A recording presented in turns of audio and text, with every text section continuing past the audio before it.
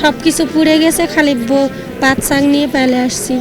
3:16 আগুন লাগছে, কারেন্টের তার বাস্ট হয়ে গেছে, যাই আগুন লাগছে, আগুন নিমাইতে পারেনি, তারপর চলে আসছি ওখান থেকে। খালি শুধু পেন্দনের কয়েকটা কাপড় নিয়ে আসছি ভাইয়া, আর কিছু আনতে পারিনি। 3টার সময় ভাড়া দোকান আগুন লাগছে, আগুন লাগা নিমাতে গেছি, যে পানি টানি দিয়া যখন নিমাইছি, আগুন নিমাতে পাই না, যখন বেশি হয়ে যায় তখন আমরা কারেন্ট চলে আসছে, তখন আমরা ফরে দিয়ে আবার জিনিসপাতি পরে চলে আসছে, আসে বাচ্চা কাচ্চা নিয়ে জিনিসপাতি কিছু বিছনা কিছু নিয়ে সব কটা বাইরে চলে আসছি। আর যে কিছু জিনিসপাতি আমরা লয়ে চলে গেছে মানুষ, আর কিছু বার করতে পারিনি, অনেক জিনিসপাতি পুড়ে চলে গেছে। যখন আগুন শব্দ হইলো, বাচ্চা নিয়ে বউ নিয়ে মনে করেন সব ফালাইতেই দূর।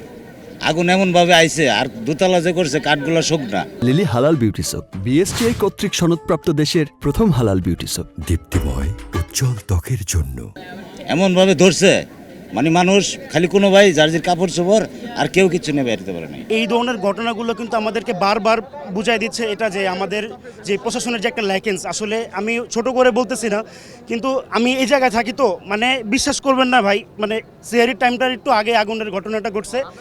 এখানে হিউজ একটা সুযোগ ছিল ভাই আগুনটা নিবানোর, ছোট পর্যায়ে আগুন ছিল, কিন্তু যখন ট্রান্সফরমারটা ব্লাস্ট করছে তারপর থেকে কিন্তু আগুনটা বাড়ছে, কিন্তু ওই আগ মুহূর্তে কিন্তু ফায়ার সার্ভিস আসে নাই।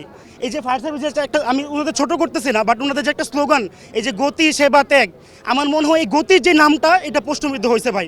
কারণ ওনারা যদি আমাদের দেশের সরকারের প্রশাসনে যারা আছে, সংশ্লিষ্ট যারা আছে, তাদের এই জায়গায় মনোযোগ দেওয়া উচিত। আমরা কিন্তু সাধারণ জনতা ফায়ার সার্ভিস কি তাদেরকে কিন্তু আমরা বুঝি না ভাই।